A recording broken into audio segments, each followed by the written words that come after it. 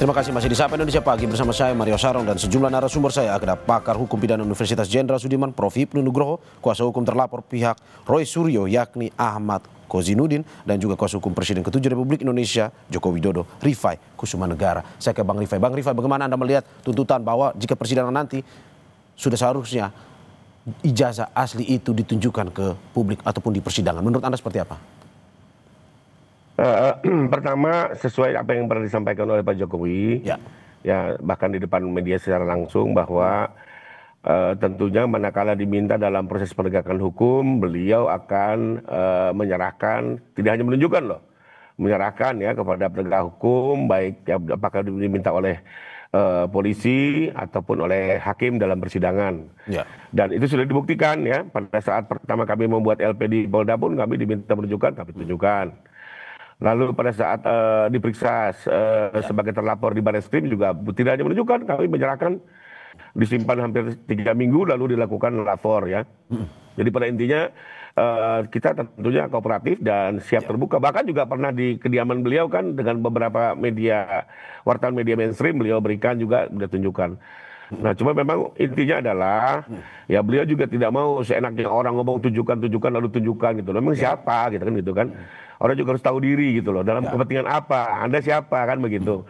Tolong juga dilihat hubungan hukumnya kan begitu. Apalagi ada 2 undang-undang juga yang melindungi kami untuk tidak ada kewajiban hukum kami untuk sekedar menunjukkan siapapun diminta orang ya. Termasuk nanti dalam persidangan ya, manakala perkara Polda melaju, kalau tidak salah saya dapat info juga akan dilakukan lapor ulang ya. Dan tentunya kami akan serahkan dan manakala nanti disita untuk ditunjukkan di sidang tidak ada masalah. Ya kami akan kooperatif ya. Lalu kedua tadi saya berkomentar sedikit nih dari kuasa hukum TPAI terkait bahwa kriminalisasi. Menurut saya iya gitu ya, kalau Pak Jokowi dilaporkan itu bukan kriminalisasi. Tapi kalau Pak Jokowi melaporkan balik itu kriminalisasi. Menurut saya gini deh, kita kan sama-sama lah, ini negara hukum, kita kawal saja perkara ini masing-masing. Ya kita lakukan upaya hukum terbaik, baik dari segi penasihat hukum pelapor maupun terlapor. Kita gunakan hak hukum sebaik-baiknya dan saya sendiri berharap persidangan ini nanti terbuka, fair trial ya, berimbang, dan bisa jadi pendidikan hukum buat masyarakat. Lebih kurang itu komentar saya. Oke, Bang Ahmad, bagaimana Anda melihat ini? Katanya kalau pas Presiden Jokowinya yang dilaporkan itu kriminalisasi, tapi kalau Presiden ke-7 Joko Widodo yang melaporkan katanya itu kriminalisasi buat Roy Suryo CS. Ini tanggapan Anda seperti apa?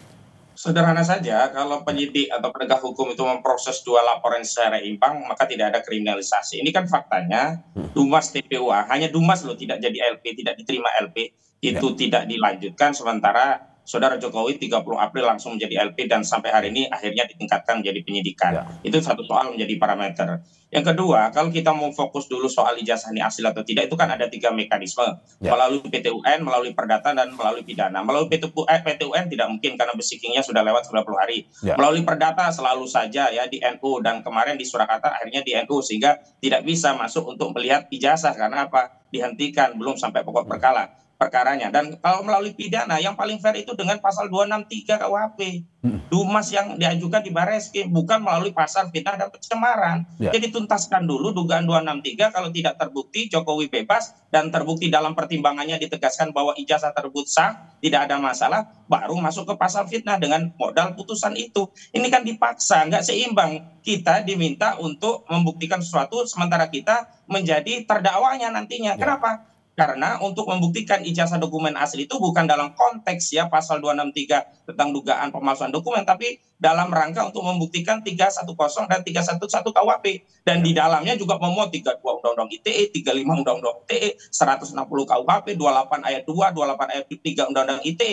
Ini kan intensinya kelihatan jelas. Kalau tadi loh persoalannya hanya soal ingin mengembalikan marwah wibawa, ya udah nggak usah pakai pasal 35, 32. Fokus saja 311, 310. Kan itu laporan Saudara Jokowi. Ada pasal 35 yang ancamannya 12 tahun. Ada pasal 32 yang ancamannya 8 tahun. Ini kan intensinya jelas mau menjarain orang. Kalau memang targetnya mau menjarain orang, itu kan sudah dilakukan juga terhadap Gus Dur. Dan persoalannya kan di Gus Dur, sidang selama 6 bulan saya hadir, itu ijazah kan juga nggak pernah dihadirkan gitu loh. Apakah iya sekarang mau memperlama persoalan ini kalau memang ada asli dengan menunjukkan ijazah itu juga selesai dengan dalih tidak punya kewenangan dan sebagainya. Ada hubungan hukum warga negara dengan presiden ketujuh. Dia dulu itu pernah memegang jabatan sebagai kepala negara dan kepala pemerintahan selama 2 periode. Dan menjadi hak warga negara ingin tahu, bertanya, apakah presidenku punya ijazah asli atau sebaliknya? Memang ijazahnya palsu. Dan tinggal dijawab, ini loh rakyatku, aku dulu memimpinmu 10 tahun, ijazahku asli.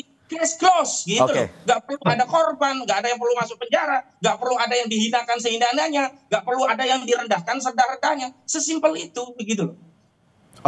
Tapi kan memang sudah ada Mas Ahmad disclaimer bahwa itu sudah ada Barreskrim bilang itu valid. Ini Polda pun begitu. Bagaimana Anda melihat ini? Bahwa ini sudah ada pernyataan dari satu institusi polisi yang menyatakan bahwa itu valid. Sepanjang tidak ada perdebatan sengketa terkait apakah absah atau tidak dokumen ini, sebenarnya otoritas UGM pun cukup. Tapi hari ini kan dipersoalkan. Kalau ada persoalan hukum, maka otoritas yang paling berwenang untuk menentukan satu sengketa antara para pihak ini ya putusan pengadilan. Dan ingat, putusan pengadilan itu tidak hanya putusan judek faksi tingkat pertama, tapi harus judek juris tingkat Mahkamah Agung. Artinya harus berdasarkan putusan pengadilan yang berkekuatan hukum tetap. Maka di situ tidak ada lagi perdebatan. Kalau hari ini, mohon maaf, kalau versi Barreskrim, dulu kasus Joshua Huta Barat, versi Barreskrim seperti apa? Ternyata waktu diperiksa lebih lanjut berbeda. Dulu versi-versi penyidik dari kasus Vina Cirebon seperti apa? Ternyata kenyataannya berbeda. Karena itu hari ini kita tidak sedang mempersoalkan daripada kelembagaan dari institusi Polri, tetapi pada proses, tahapan, prosedur, serta berbagai tindakan institusi penegak hukum kita yang harus kita kontrol. Dan saya sekali lagi mau konfirmasi, memang Saudara Joko Widodo bukan lagi presiden hari ini. Tetapi naiknya kasus ini menjadi LP langsung diterima di 30 April, sementara Dumas nggak pernah naik-naik. Lalu hari ini naik menjadi penyidikan, itu menjadi bukti bahwa Saudara Joko Widodo meskipun sudah purna tugas, tapi kekuasaannya masih melingkupi seluruh aparat. Karena itu saya tidak percaya kasus ini sebelum Kapolrinya diganti. Karena apa? Kapolrinya itu dulu yang melantik adalah Saudara Joko Widodo. Secara bahasa Jawa saja pasti ewo-ewo. Apalagi kalau sudah banyak hal-hal yang diberikan oleh Saudara Joko Widodo kepada Listio Sigit Prabowo. Karena itu, kalau ingin kepercayaan publik terhadap masalah ini bisa kredibel gitu ya, harusnya transparan. Nah, ini Polda mengulangi yang di Barreskrim ya, gelar perkara gak ngajak para pihak saja dipersoalkan dengan gelar perkara khusus. Hari ini gelar perkara sepihak, kamu nggak pernah dilibatkan. Dan laporan awal Saudara Jokowi, ini buktinya cuma apa? Fotokopi. Mana mungkin kemudian masyarakat melihat ini tidak ada kekuasaan yang bermain di sana.